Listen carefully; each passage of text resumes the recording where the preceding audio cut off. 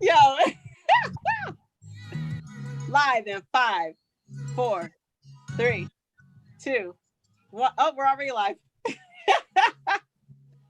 1. All right, let me make sure. All right, there you go. But you can only see me. That is weird. So I talk. What up? What up? What up? All right, so you can't see you. Oh, it's a delay. It's a delay. That's what it is. All right. I don't know what's going on with that. I have to get Mr. Russell to fix that.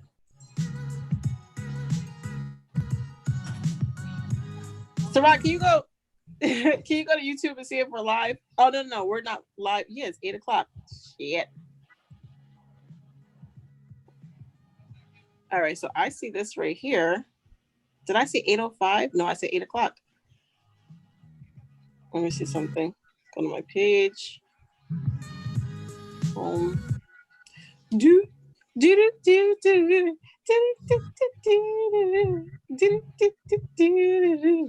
what does Mr. Russell think about the COVID now? Or should we talk after live? What does he think about what? COVID-19? Yeah. If it has anything to do with Anaya.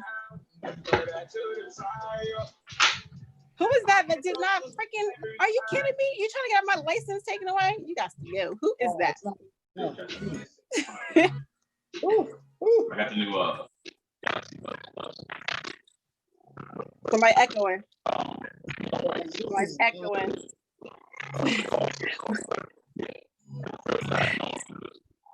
I don't know who that is with that broken microphone.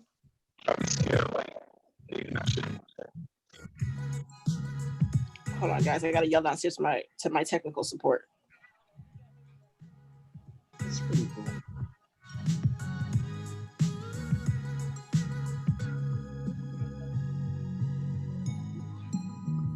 Jessica's back. You missed it last week, man. I know. I really needed your therapy last week. I was like, let me tell you. I don't like none of y'all. That was before the call though. So, but now we good. Hold on. I'm here. See? Exciting. How's that guy go? Excited. That's so exciting. There you go. Hold on. So Tony's supposed to be on the call, guys. Somebody better text him.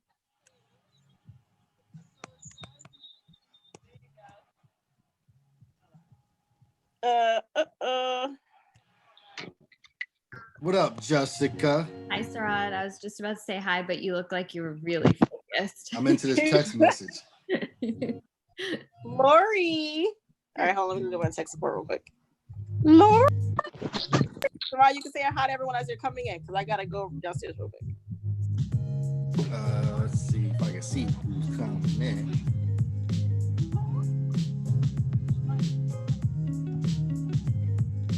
Hi, everybody. What up, Lori? Hi, guys. What up? What up? Jessica? Jay Sums in the building.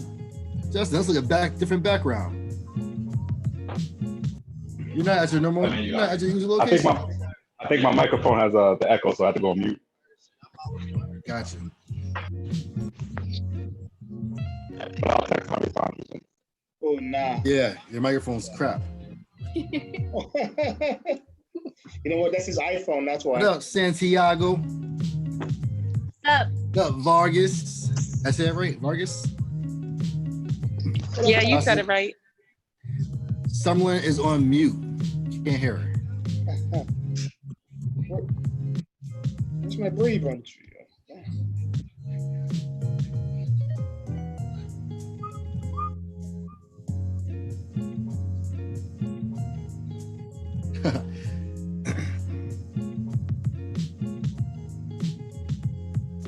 I found the red couch. Oh, you found the red couch. She found the red.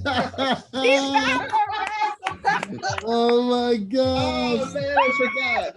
She Yo, wrote that down. that was amazing. Listen, It's I amazing. looked that I was going to that red couch. Classic. Oh, classic. No, Justin, it's not funny. It's hilarious. No, It's Justin, it is not hilarious. funny. Oh my God. That is hilarious. Oh my goodness. You gotta watch 2 episodes in a row to find out what that was. Just to find out.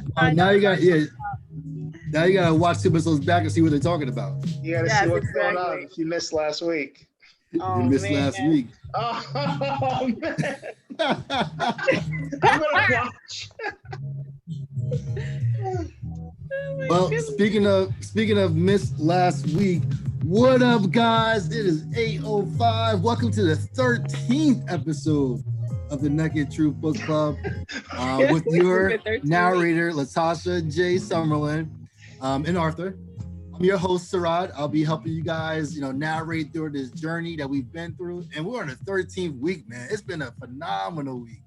Learned so much about you guys that have been on the call. Learned so much about LaTasha's life. Like, man, it's amazing. And, we're able to take something to adopt it to our own lives as well. So that's always a blessing when you can do those type of things. Share good time with good people. But there's a way to contact Tasha. How do you want, you can follow Tasha on Facebook. There's her name, LaTasha Summerlin. Also Instagram, YouTube, and then lastly, her link. If you click on her link, it'll bring you to her website. And on her website, it's the way that you can purchase her book. So if you have not already done so, if you have not already done so, go and get your own personal copy of Tasha's book. By going to her website, you can click on where it says books, and then it'll show you down here where it says buy now. Just click on buy now. The link will bring you to her Amazon page where you can purchase a personal copy of her book for a fee of $12.99. As you can see now, we got 4 people that have reviewed.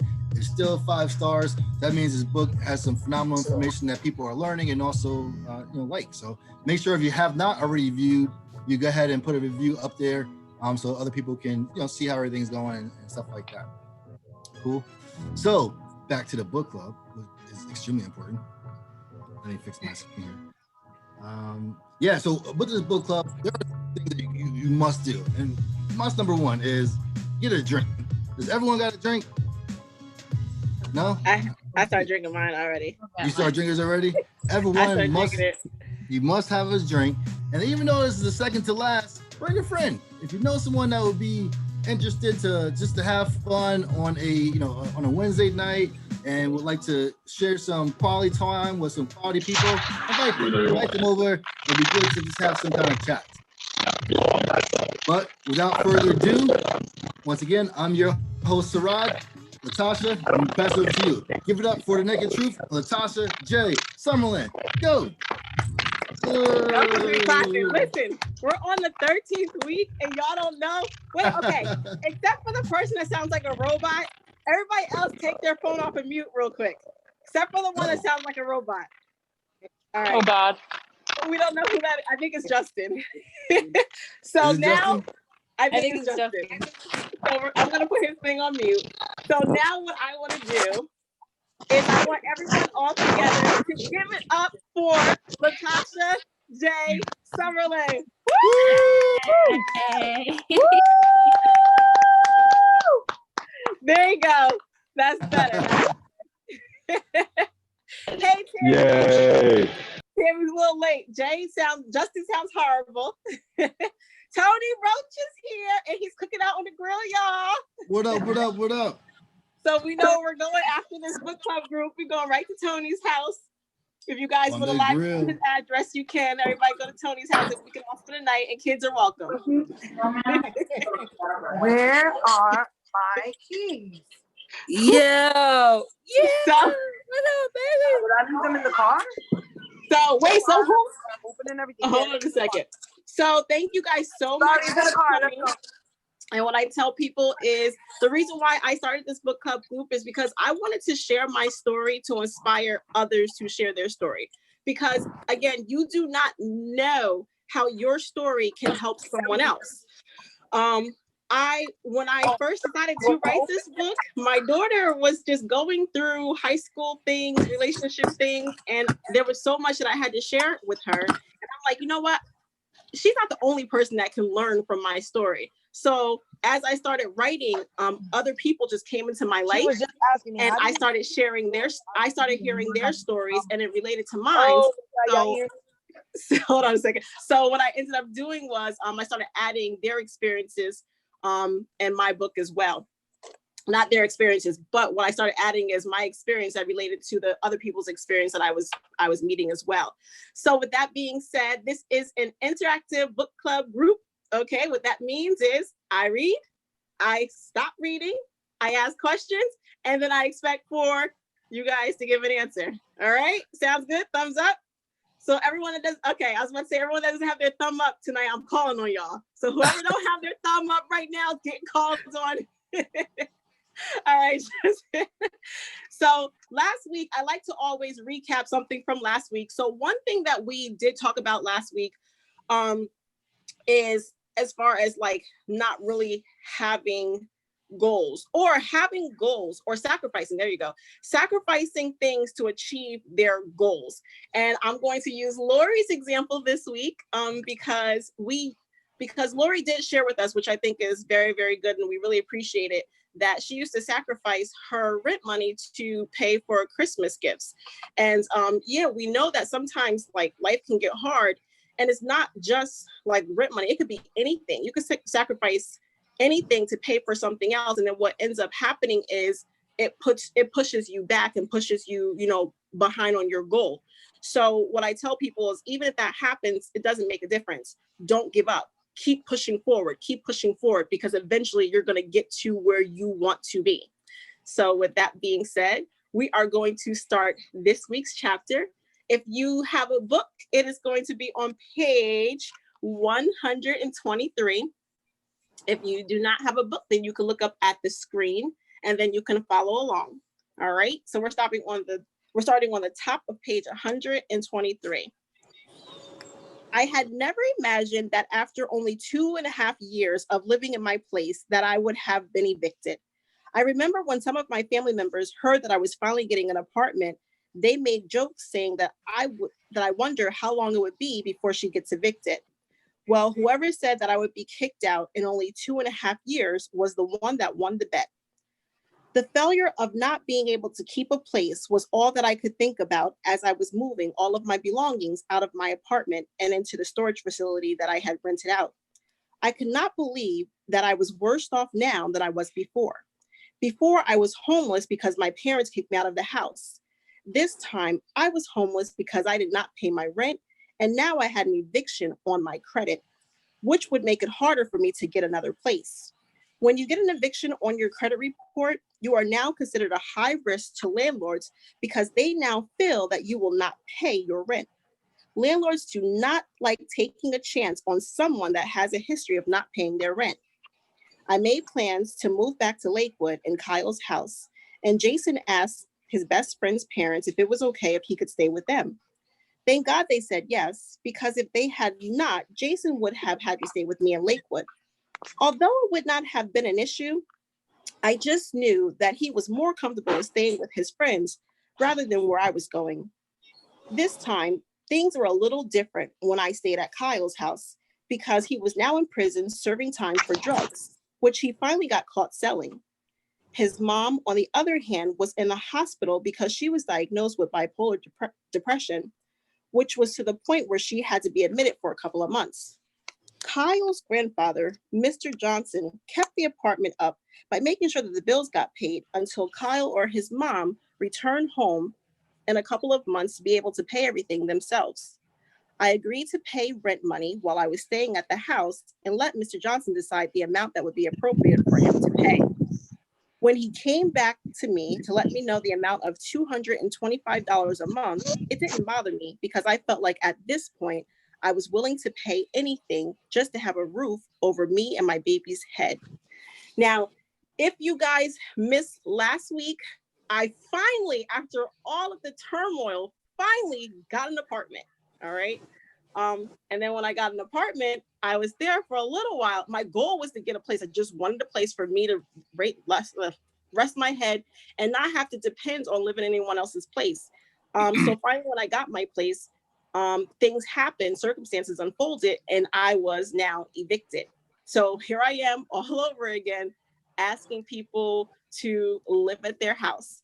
This time I go back to the house where I was, or basically had someone that I had a baby with. I went back to go live with him, but he was in jail, and his mom was in the hospital. So now I had to do it all by myself. So my first question of the night is, give an example. My first question of the night is, what advice did you receive about credit when you were growing up?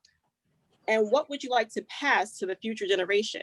Because, I didn't know that much about credit. I had no idea about credit.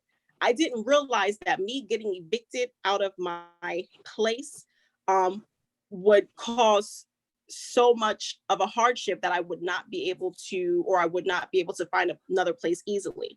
So if you guys have any advice on credit that you guys would like to share, because there's people, on the line that really needs that advice, or what do you do as far as, maintaining your credit? If you guys would like to share that, I would love to hear it. You got me? What's up? Number one, I want to say happy birthday to my brother. You feel me? You know what I mean? My boy over there looking just like his pops, Darius, man. I love you. I can't wait to see you on Saturday. Happy birthday, man. Dude. Thank you. Real talk. Oh, and I heard you about. Hey, happy birthday. Real quick. And I don't want to get off topic, Tosh, because I know it's your time. Yeah, I'm having something for the kids Saturday, so you're more than welcome. Keep the kids outside. For the kids? Yeah, well, it's for the kids for the outside for the party, but I'll hit you up after, so I'm going to take up your time. Mikey, I love you. But real quick, so what I want to share is with credit, all kidding aside, right? It's important as parents. I'm not a father yet, but you and your brother and some of you guys on here may be parents, right? I'm a firm believer that it's all about structure and what you instill in your children. A lot of people don't have the guidance from the household to teach young, especially African Americans, about being responsible, about credit, because no one taught us. Our greatest teacher is failure, trial and error. So we learn as we get older and as we make mistakes. So with me, my grandfather is a man. He always taught me about credit. My mother never had good credit, right? She just never had good credit. So I wasn't educated from my mom on how to establish in good credit. So the point I'm making is, I first bought my first place when I was 28 years old, and I remember getting approved. I was like at a 680, and I felt good, right? Make a long story short, when I got dismissed from the academy, I lost my job. So what was more important, paying my mortgage for my condo or my 5 credit cards? I chose my mortgage. So for the first time in my life, I had to consolidate, right? And it killed me. And the Lord had to humble me a little bit, because I knew I was always responsible, but I had to make a decision, pay my credit card bills or pay my mortgage. I chose to pay my mortgage. So once I started getting back on my feet, it took me 5 years to get my credit back to where it is. And today I'm at a 780. So, I went through the storm, but now I'm doing well. But credit is very vital. And I just feel like if you guys are parents, it's very important when your kids get to a certain age, you need to instill how important and vital it is to have good credit, because all of us are adults. We know without credit, you really can't get shit in life.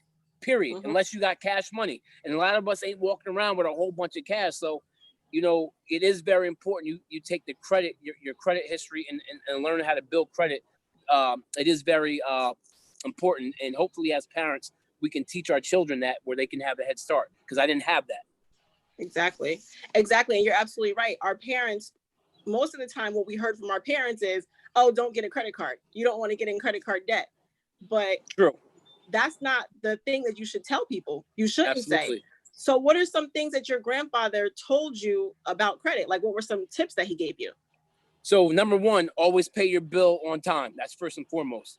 Number two, don't get carried away, because once you're at a certain age where you get approved for one, you want to apply for another one. He was saying, don't get too happy. That's how they get you.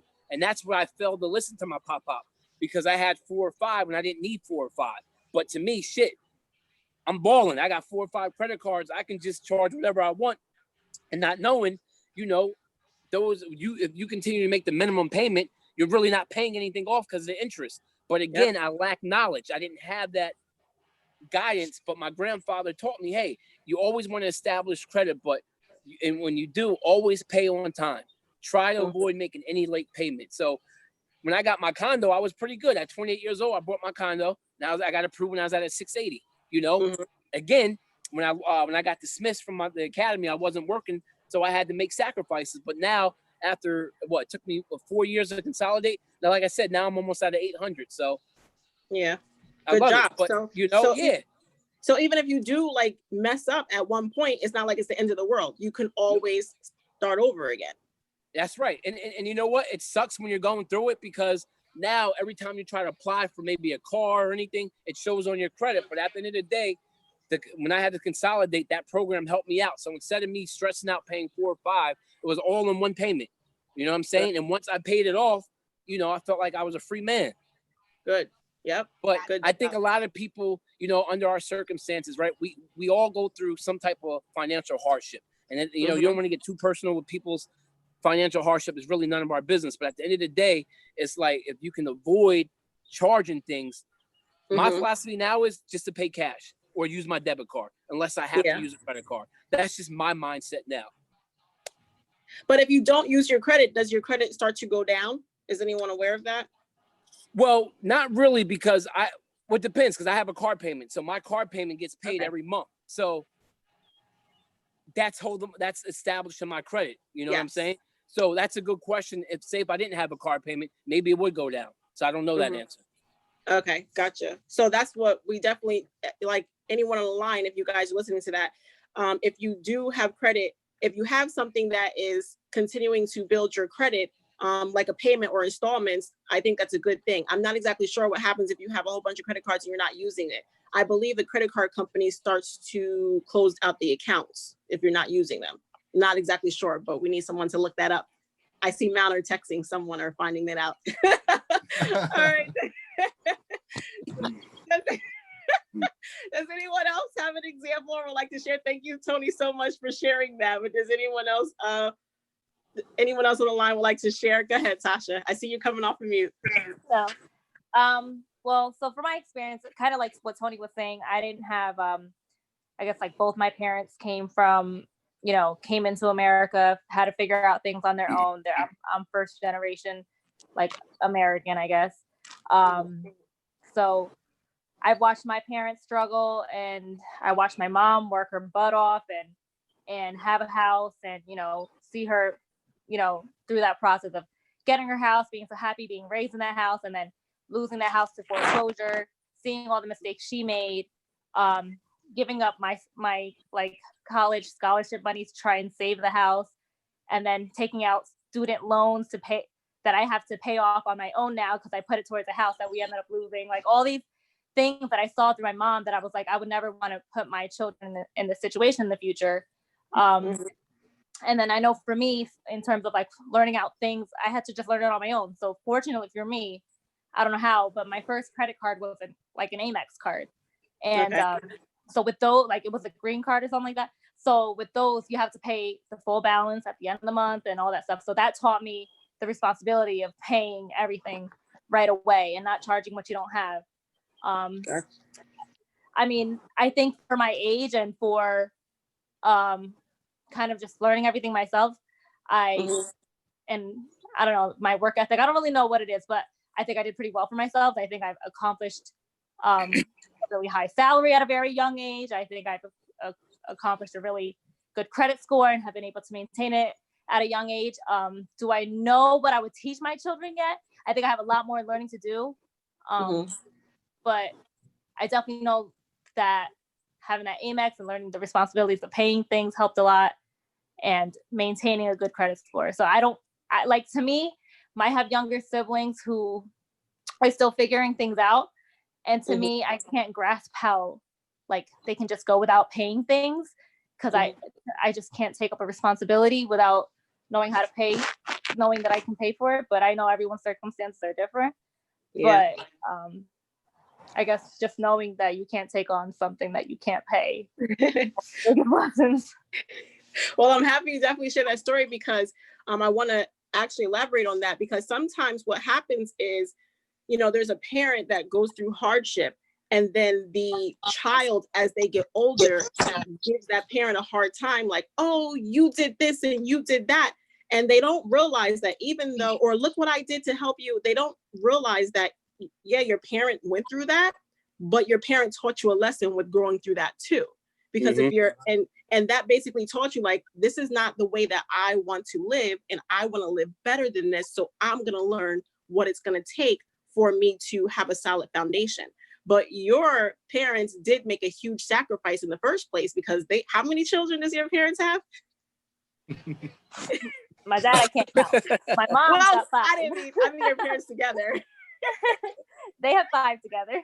They have 5 children. So growing up with 5 children, especially not originating in America, that is a big toll on anyone. I know I wouldn't be able to do it. So at least you were able to learn a lesson, through your parents, and that's good. And sometimes, like, when we think that things are negative, sometimes they're positive and we don't even realize it. All right. Thank you for sharing your story, my love. I see Sarai came off of mute. I don't know if he's off of mute because he wants to give an answer, or if he's off of mute because he's just been off of mute. Oh, I've been off mute, but I mean, I can give an answer. Go ahead. Cool. So yeah, I mean, as far as growing up with credit, my parents, like the two, like Tony and LaTasha said earlier, I didn't have any education about it, and mainly because my parents weren't taught it as well too. I've seen them go through financial hardship, whereas they, had first they were evicted from renting, and then they got foreclosed on their house. Like, and I saw them bankruptcy. Like, those are all things I saw and witnessed it as as a kid, and as I got up as an adult, I really didn't understand what credit even was. It wasn't the fact that if I knew about it, I just didn't know what it was. I'm sorry, if I knew how to use it, I didn't know what it was until I got my first credit card in college. In college, it was like some people going around knocking on dorm rooms, having you sign up for credit cards. At the time, I got it because I needed groceries for food. And as soon as I got that card, man, it came in the mail. Went to Stop and Shop. I think I spent like maybe $300 or $400 on food for our room. On food. Guys, and like we were just happy that day. We were happy that day for that whole week. And then I found out, like, oh shit, I gotta pay this thing. And at that time, I had a job that I worked on the weekends, and it wasn't enough to pay for that bill. At that point in time, I realized I done messed up. I done messed up from gig because I got something that I couldn't even afford.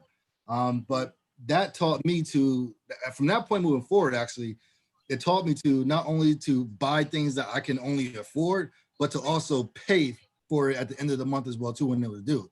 Because I didn't pay that bill. And then when I didn't pay that bill, I got this late fee. Then I got this overcharge fee. I got so many. I think I got fees that I quit more than what I even spent. What taught me as far as like, I don't want to do this anymore. So, and it's not like credit is bad. Like, credit is not bad. It's just that when you're not educated about it and don't know how to use it correctly, then that's when it's bad. Because in order to have a huge purchase of anything, you're going to need credit. Unless you're going to put cash down, and most times that's even frowned upon. But credit is not bad. Just that in my household wasn't taught, and it's something that I learned that now when my kids become of age, I want to make sure I'm talking about that, educate them about that, quickly, in addition to saving as well too. Absolutely, you're absolutely right, and I'm happy that you brought that up too. As far as when you, like the credit card bill, people don't realize you have 60 days. I'm not saying to do this, but you have 60 days to make a minimum payment. It could be a minimum payment of $25 in some cases. So if the minimum payment is $25, then the first 30 days you could, like before the bill is due, you could pay $12.50. And then the next time within, like after even the bill is due, you could pay $12.50 again, and then you paid your $25. If you don't pay that, and you have to check your personal account, but they definitely will hit you with a late fee. They will, and your late fee, Lord knows, and then they will hit you with interest rates as well. And then after the 60 days, if you guys just do research on it, that you guys don't know about it. And this is 60 days after the purchase, not after you get your credit card statement, but 60 days after you make that purchase, you have to make it. You have to pay it. If you don't, then that's going to go in your credit report. So rule of thumb, forget the 60 days, pay your credit card every 30 days so that it doesn't go in your credit report and you don't have a negative impact, because once you have a negative impact, it's hard to rebuild it and get it back up. So Thank you so much for sharing that information, because we definitely needed to know that. All righty. So we are going to go on to, we can talk about credit all day long. Wait, I was going to say real quick. Go ahead. The answer to that question. Sorry, guys. Sorry. Real quick. About the credit card thing. I love how LaTasha brought up about the Amex because it teaches you to pay off your balance to a zero balance every month, which is really key. Something else I learned because I had bad credit and you have to fix it. Like, what do you do to fix it? So I did some research on it real quick. If you have credit cards, it's not bad to have credit cards. You can have 4 or 5 credit cards. It's fine. 2 important dates that are important that you should know is your due date, when the payment is due, and also when the balance closes. So you don't want to have a high balance. You know, if your minimum payment could be whatever, make sure you pay that. But if you can, make sure before your balance closes, you also make an additional payment. That way your credit utilization will be lower, and that also impacts your score, so it's higher. So that's something I definitely learned. I want to pass that on to my kids as well. Also, if you're a parent and you want to help your child out, you could put them as an authorized user for your credit card, so they get that credit history already. They also get the years of experience as well. It's really important to have the years. And also credit utilization is really big. I see Tony. Yeah, no, Justin, you know what? I left that out. That's very important. You said that, all kidding aside, because my father-in-law, man, I love to death, man. I just learned so much from him. What he did with his kids, and it's so important Justin is sharing that because I totally forgot. He set all his kids up when they were 17, 18 with a credit card. My wife's credit score because of her father is an 850 because all her, I mean, again, it's guidance and structure and what you have to look who you have guiding you in the structure. We didn't have that. So my wife has an 850 because her dad helped her establish basically the platform from her. You know what I'm saying? And Justin, I just want to piggyback off of that. You're 100% right about having a parent open up a credit card.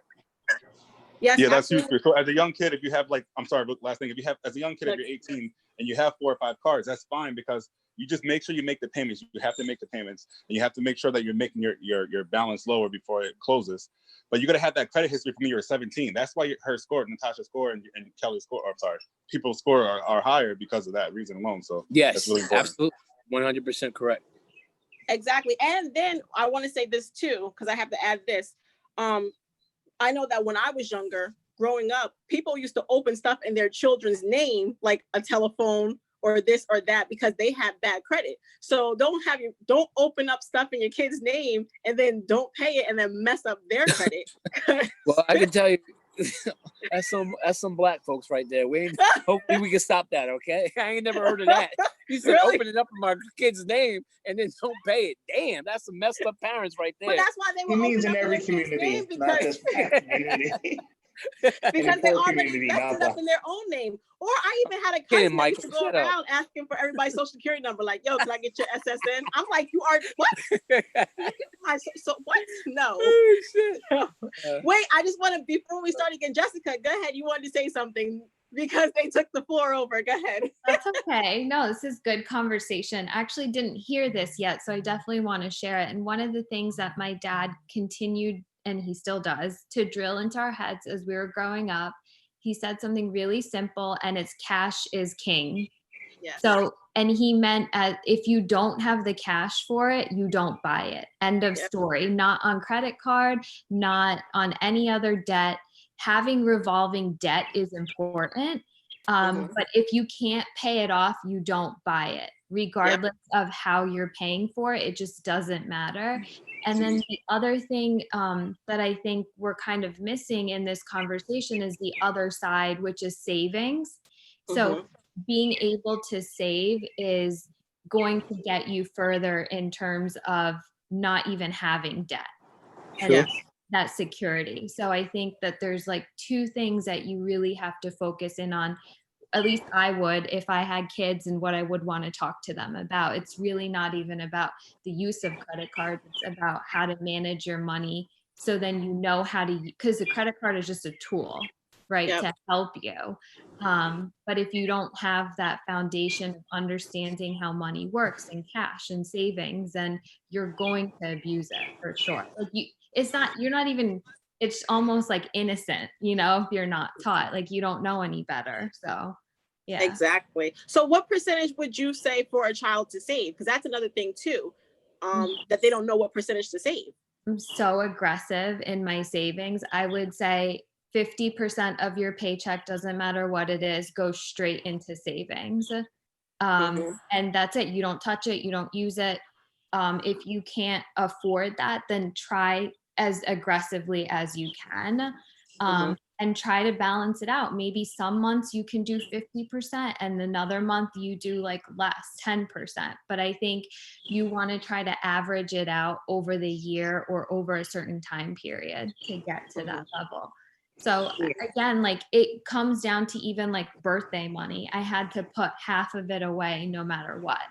So it was just about how to manage overall, and it didn't matter how it came to you, and all these things like mortgages and credit cards and, you know, car. That's like another thing. I've never bought a car on lease or financed it. It's been cash and that's it. Like otherwise I don't get it. Right. Yeah. So that's, I mean, it's just like if you own it outright, then there's no issue with debt. Yeah, because you're not paying extra, you're not paying that interest rate. Yeah. And another thing too is like I try to tell people, well, I'm starting to learn this too, to have your kids get in the routine so it can become a discipline to start saving as early as possible. Because if they get the mind frame of saving at, let's say, 10 years old, and you're teaching them how to do that when they get older, it's going to be easier for them to put it away. Because when I was younger, I never saved money. I saved a little bit, but not that much. So I think that it should be like a percentage and you teach them. And then my next thing too is, while we're still on this credit or subject of credit, some people save just to spend money later. They don't save for investments or they don't save for other things. And we have to talk to our children about that too. It's like you learn this stuff, so then you need to pass it on to your children. And the thing is this, so many people say, oh, well, you should do this, you should do that, but you don't show the kids how to do it. It's easy for us to say it. We read the book. But not only do you have to say it, but you also have to show them. Yeah. And I want to know how you feel about that. How do you feel about actually your father like showing you how to do it?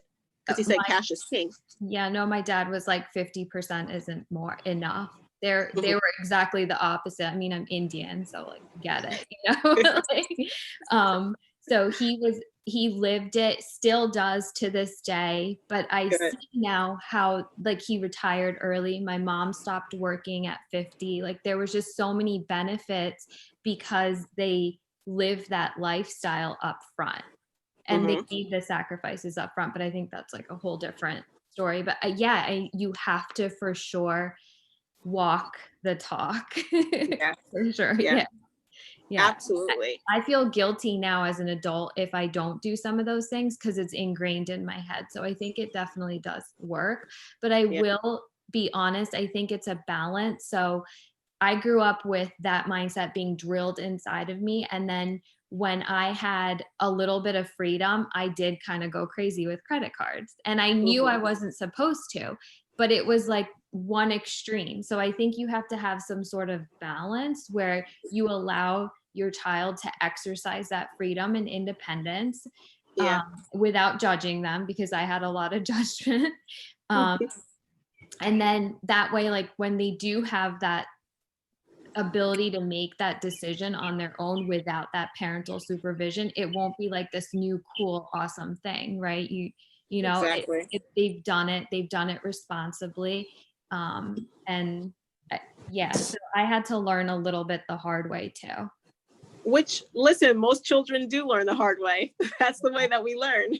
If you're gonna learn the hard way, what they say, fail fast, do it fast too. Learn fast. Definitely. Thank you so much for sharing that story, because that's something that, you know, a lot of people don't talk about. I was told when it's time to talk about money, oh, you're not supposed to talk about money. When it's time to talk about credit, you're not supposed to talk about that stuff. And I feel that that's not true. You need to talk about that stuff. What are we hiding it for? If you're not talking about it, how are we learning? And then if you're learning, apply it. Because if you're not applying it, what's the point of knowing it? So that's another thing too.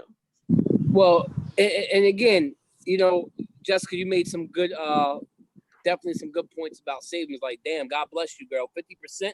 Your mom and dad definitely embedded that shit, because that's hard to do. 50% is no joke, girl. Really annoying. But like you said, they're able to retire at 50 years old by savings. Like, you know, certain cultures are a little bit strict, right? And like I said, your parents embedded that in you, and I'm sure your siblings, if you have any, and you live off of that, right? Yeah. Savings is important, right? And I just feel like, you know, you never want to point the finger at your parents, but in my opinion is, everything's a learned behavior, right? Life is about choices. We have a choice to make good choices. We have a choice to make bad choices. But at the end of the day, if there's no guidance and no structure, you're like you're a deer in the headlights, and you have to learn on your own, right? And it's awesome when you grow up, whether it's a single mom or both parents together, where they can teach you about life overall. School doesn't teach us about how to write out a paycheck, how to save money. They want us to learn freaking algebra that you're never going to use. They don't teach us the skills in life that we need to use to prosper. And the point I'm making is about savings. Saving is very important, right? And you know, you want it, but you don't want to just save where your money isn't gaining money either. Yeah, you get interest from the bank, but if you got a lot of abundance of money put away, you should be looking at it like, all right, what's my positive cash flow? What can I use this money to help me make more money? You understand what I'm saying? So perfect example. Look at what we're going through right now with this pandemic, right? I said to my wife, I say my prayers every day. I said to my wife, we are so I'm so thankful and grateful that we're not one of these people out here struggling right now, because whether you're on unemployment or you're not, you know how hard it is for people right now? How many people aren't working or aren't getting receiving their paychecks? It's hard out here. And for us to be able to still pay our bills and be comfortable because we have money put away, it's like we're very grateful. And our wedding money carried us a long way. So, and on top of that, saving money was able to allow me to help my mom through this process. So I said to my wife, I was like, we didn't have money put away, I wouldn't even be able to help my mother. So it is important, but I think a lot of people don't take it serious. They think, let me get it and let me spend it. Because who would have ever thought something like this would happen in this world? Nobody would have thought something like this would happen. And it's like, now for the people that were in a position to save money, it definitely was a blessing for them, because a lot of people are struggling right now financially, and it's scary.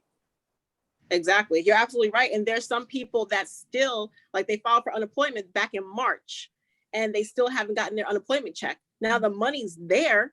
They're going to get it in a lump sum eventually, but when is eventually? They lifted the curfew. They lifted everything, and people could go outside now, just be responsible, and they still don't have money. So that's another thing too, that you definitely have to save. And sometimes it's hard. I remember people used to tell me, even if it's $5 a week, save that. I'm like, I don't have $5 a week. I'm paying everything. Yeah, like that's a good point. That's another good point. Every circumstance is different. And that's another good point, because my mother had me and my brother working at 15 years old. ShopRite was my first job. I was a blocker and had to push carts. My mom didn't have it financially, but she taught me and my brother what it is to make a dollar. So like, you're right. You're in a position where some kids live at home where they don't have to pay shit, where you're in a position to save money. You get freaking money for doing chores around the house. So you have a head start. When you're growing up in a different environment, in a different situation, like, you're right, maybe you can't save that. Everything you make has to go to something you have to pay for. So, you know, you're not making excuses, but it's the truth. So what do those kids do? Which ones? The ones that, or the parents that don't have the extra money to save at all. What do they do? Work a little bit harder. Shit. Start shooting dice in high school like I did. You know what I'm saying? Start robbing niggas. You feel me? No. You dirt, you get dirt. It's either gonna be yours or mine. Don't do that. Don't listen to that. Never mind. I'm just playing, Jessica. I'm playing. I know. I did shoot dice though, or bet horses. I am a gambler. No shooting dice. Play that game. I don't even know. I've never seen that. Oh my God. No shooting dice, no ski mask all day. Jenny from the block said that. They shade from the block. She from up the hill. No ski mask. Right. Oh man. Oh God. So we are going to the next reading. Thank you guys so much for sharing that, because that is really, really important. Because a lot of people don't know about, or not a lot of people, but a lot of children are not brought up to learn about financial literacy and credit and everything. So thank you guys so much for elaborating on that. I think that's very, very important conversation to have. And children, if they don't know what to do, you can always Google it. Google it. If you Google is my best friend. You Google it, you will find out. Trust me. All right. So we are on page 124, or if you look up at the screen, you can see. I soon realized why we had to make this stay very short and sweet. I had a 13-gallon coat that I carried all the things that Avery and I owned. I had toys in there for Avery, clothes, personal hygiene, and hair care products, all packed into the tote. The main thing that I remember the same about the apartment, that it needed a good cleaning. Since no one was there to do it, I felt that they would appreciate it if I cleaned up the place. There was piles of papers everywhere, which I felt like I needed to start with that because it would take very long trying to sort through all of them. When I realized that this project was going to be much more than I expected it to be because all of the dust and dirt was everywhere, I decided to take a trip to the store to purchase cleaning products and garbage bags. I started with the bedroom first by reading through all of the piles of paper to make sure that nothing important before I was to throw them out. I had to wear gloves because even though no one stayed at the apartment while I was there was still roaches crawling all around the place. Once I got through the papers, I then went through the closet to see if any miscellaneous items needed to be thrown out. Indeed, there was, and thank goodness that there was only 3 closets in the house. The closet had sliding doors on them, and although they weren't walk-in closets, they sure did have enough stuff in them that you could probably fit in a walk-in closet better. Once I was done with cleaning, I almost had about 8 substantial sized garbage bags full of junk to throw away. After I threw away most of the bags, I then started to bleach down the entire house. It took me several trips to take out the trash, and on one of my trips, Mr. Johnson had pulled up in the parking lot. When I explained to him what I was doing, he did not look happy with me, but it didn't matter to me if he was pleased or not. I made sure that I read through the paperwork carefully so that I didn't throw away anything of importance or sentimental value. I know it was not my place to throw anything away, but when I had my own place, I was used to it looking a certain way. And even though it was not clean all of the time, the one thing that I didn't have to worry about was roaches crawling all over everything. The only thing I had in my mind was to make sure that the place was clean enough for Avery and me to stay there. She was the only thing that I was really concerned about. So here I am living in someone else's house, not even my house. Remember, I'm homeless again, but I'm living in someone else's house and they weren't there because of their circumstances. Kyle's was in prison and his mom was in the hospital. So I took it upon myself to go through all of their stuff in their apartment, pack it up in 8 huge black garbage bags and throw them all in the garbage. His grandfather was not happy with me at all when he saw what I was doing, but I thought I was helping out. So my question to you is, I definitely overstepped my boundary in that situation because it wasn't even my place. Have you ever overstepped your boundaries in a friendship, and how did you feel once you realized that that's what you did? Here's someone coming off of mute. I don't know who it is yet. So have you ever overstepped your boundary in a friendship or anywhere, and then once you realize it, like, I shouldn't have did that, you're like, yeah. No one wants to play with fire right now? Malta, you're smiling. Go ahead. I'll tell a silly story. Go ahead. No, I remember I was in I was in college, I guess, or something like that. And a friend of mine, one of my best friends, had called me and was like, oh, Mike, I met this girl. She's so great, this and that, blah, blah, blah.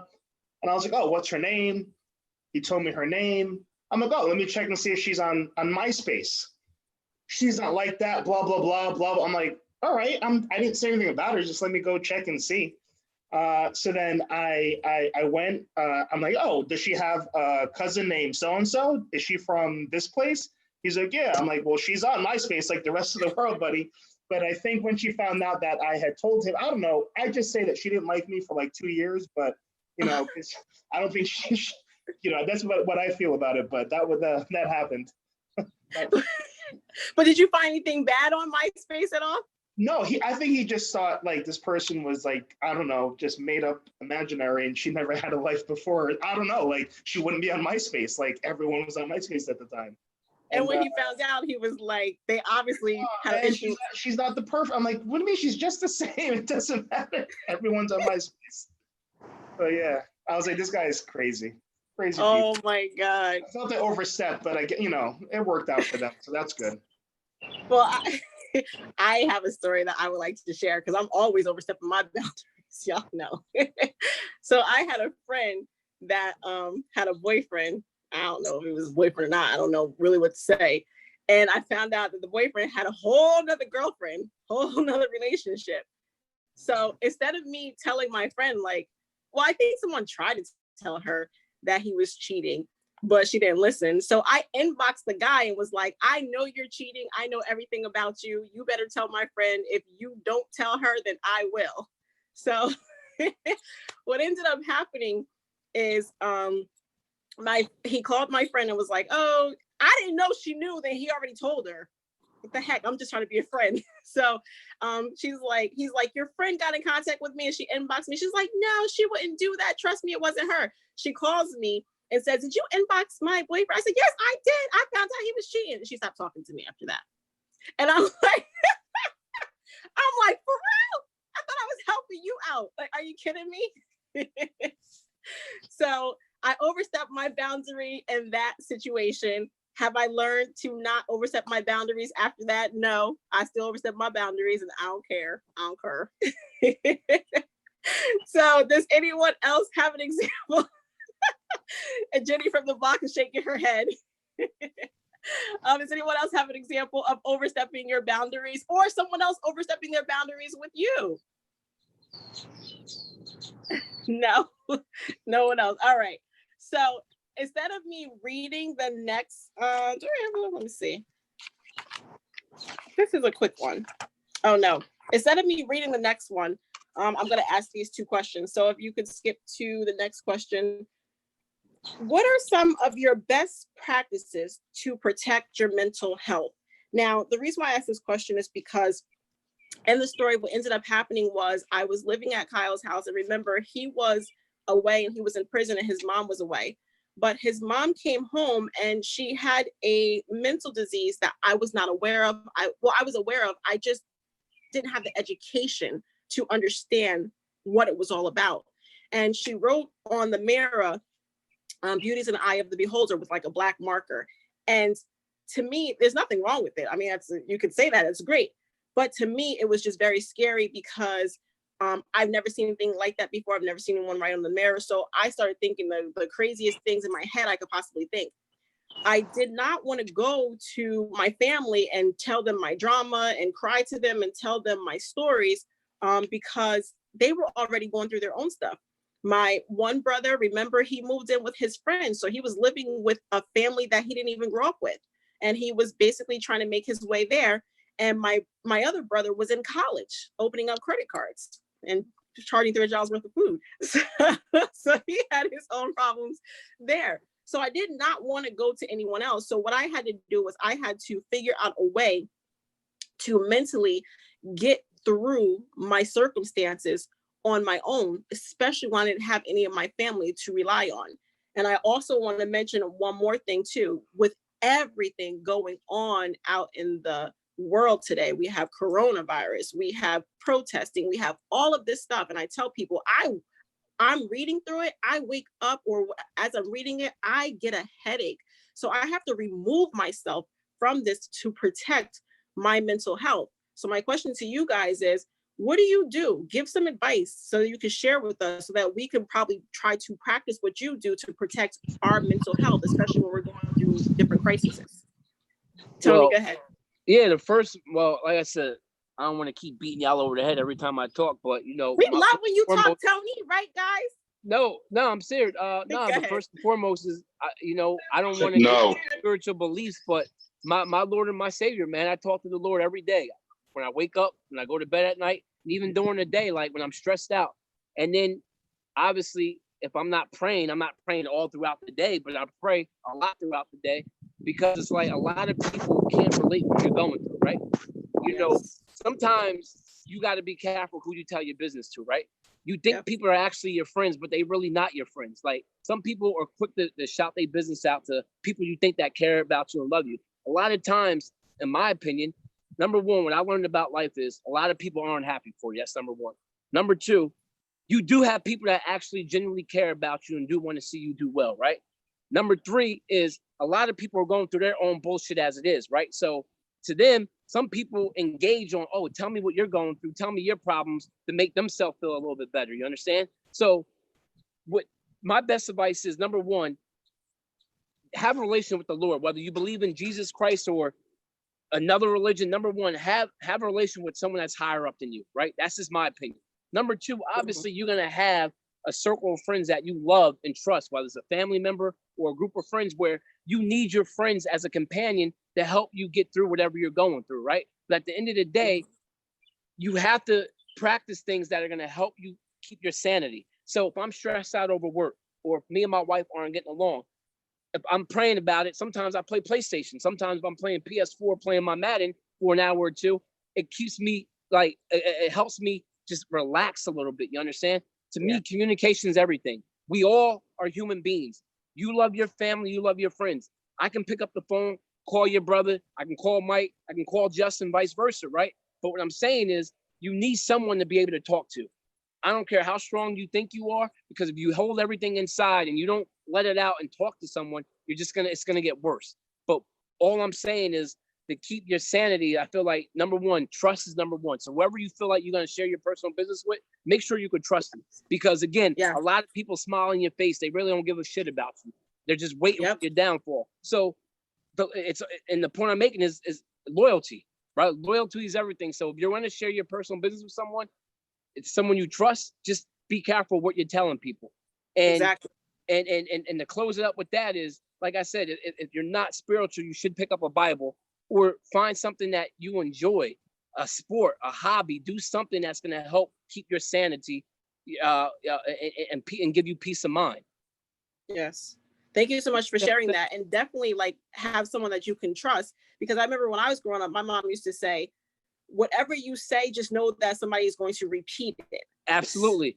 Yep. And my father, my father-in-law, who I love dearly, always says to me, he's like, Tony, remember, keep your circle small. He's like, a lot of people are not going to be happy for you. You think they are, but they're not. Be careful who you're telling people certain things. And it's like, now I'm seeing what he's talking about, because people look at you different when certain things in your life, when you evolve, right? And like, you know, what's the American dream, right? We all want to have a good job. We all want to make a good income. We all want to be healthy. We all want to have someone we can fall in love with, right? We want to live the American dream, right? Unfortunately, the chips don't always line up like that, right? However, no matter if your situation financially is here or here, it's about what's in here, your heart. It's who you are as a person. No matter how much money you make or how much money you don't make, it's like, how can you impact somebody?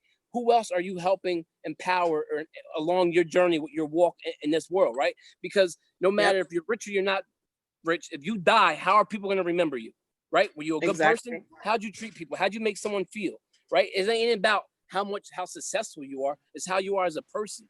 So at the end of the day, you know, loyalty is everything, bro. And to keep your mental health, you definitely need someone you can trust and talk to. That's why it's good to have brothers and sisters, but just be careful who you call your brother and your sister, because a lot of times you may think they're for you, but they're not. That's just my opinion. And that's just real talk. Preach, Tony. I love it. I love it. Thank you. You got so me much all for sharing passionate. that. I'm about to go work out right now. You get me all sweaty out here. I was about to say the same thing Tasha said. Preach. Exactly. Hey, can I share, Tasha? Exactly. Go ahead. So this mental health, this is actually really new to me. Reason why I say that is, you know, before with mental health, all I thought mental health was like people that had mental problems. They were in hospitals. And when I thought of mental health, I thought of like the Slim Shady video, and it's him coming in, people outside of a room. But you know, fast forward to where we are in this day of age, like, and also people that, I'm sorry, when I go back and I thought mental health was people in the hospital, people that weren't in the hospital that said they had mental health problems, I just used that. I was under the impression they were using it as an excuse. I felt that they were using it as an excuse why they couldn't go on to the next phase, why they couldn't work hard, why they couldn't show up for work, why they couldn't show up on time. Like, that's why I understood mental health to be at that time. But fast forward to where we are now, and like, you know, me having kids and me having a wife and me having all this other stuff, I'm like, there's a lot of stuff that, you know, we as humans go through, and you know, we don't have all the answers, and we're going through it together. We try and solve all these problems by ourselves. So there are things that I'm learning myself now as far as mental health. I'm learning how to meditate now. It's something that someone else were doing, other people were doing, and I didn't. So when they said meditate, I thought, how can I just sit down and just meditate? I can't just sit down and think about things, but there's actually a way to do it. And I'm about 2 months into doing it now. So far, I feel that I'm more clear with my my words and my actions and what I'm doing, and I'm more focused with this process of meditating. So something that I've learned has been meditating. I have seen that mental health is a serious problem, and it's not a work ethic problem. It's an actual problem that we're born with, because we are all imperfect. So things that I have learned to do is meditation. And I was taught that by someone else. So that's how I feel. Well, that's great. And I have a question for you. So I know some people are brought up and they were taught that you're not supposed to meditate.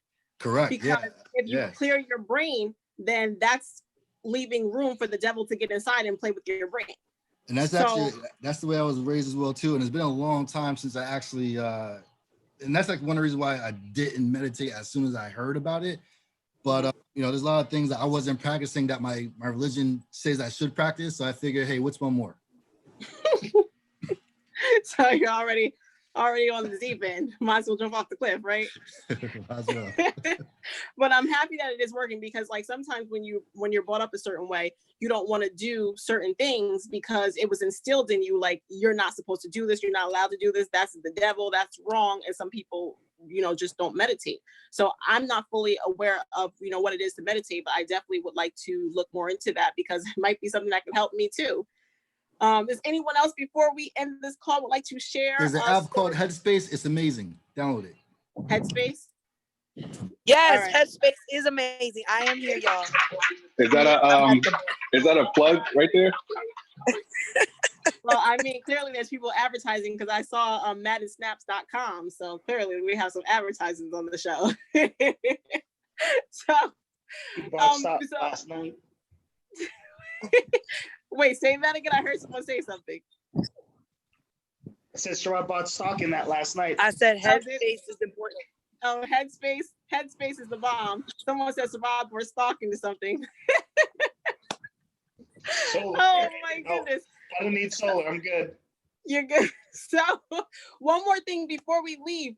I know the last question was, give an example of a time when you did not accept no for an answer.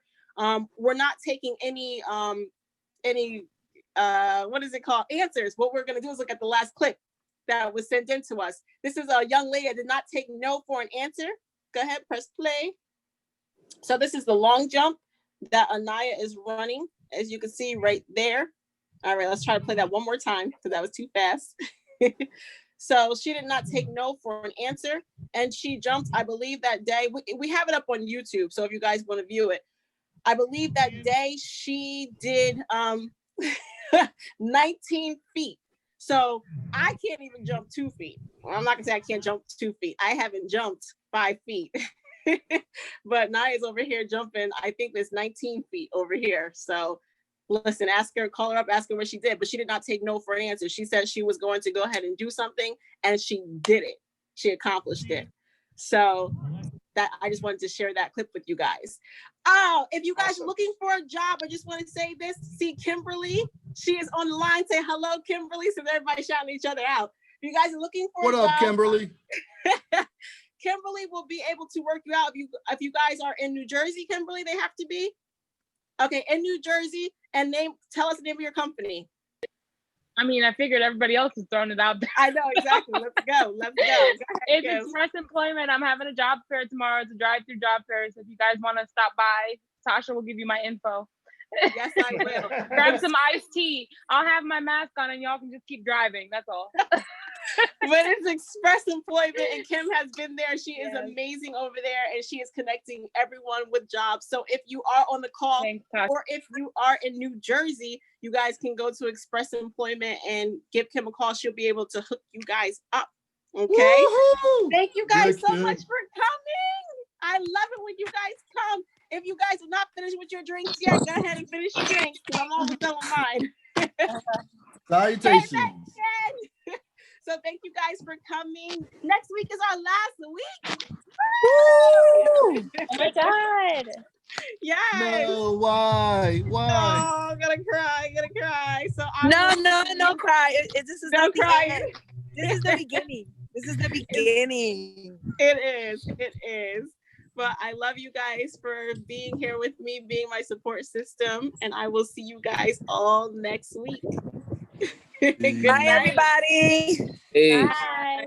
Bye.